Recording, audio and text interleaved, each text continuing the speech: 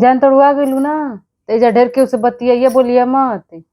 सगरिन के रिसिया नकिए पर रहेला।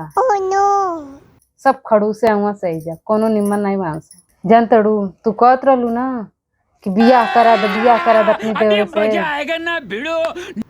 ना बियाह कैलू बढ़िया भाई 5-6 दिन पर तो फुहरा नहाला पहले भक भक बसात रहेला। नहीं बियाह भइल बढ़िया भइल तुहार। ई के भौजी? क्यों नहीं मन मौसी के लड़की है गुलाबो बुला लेनी है तनी वही तरह बोले बतियावे खातिर। तई काहे हेंगा बैठल बाड़ी घूंघट उंगट निकाल के? यही तरह रहली दूसरे घरे जाली त काहे तू परेशान बड़ा। जा ना तू अपन काम कर जा। तो काहे ने कुछ बोला तड़िए भौजी बोलेली नहीं का?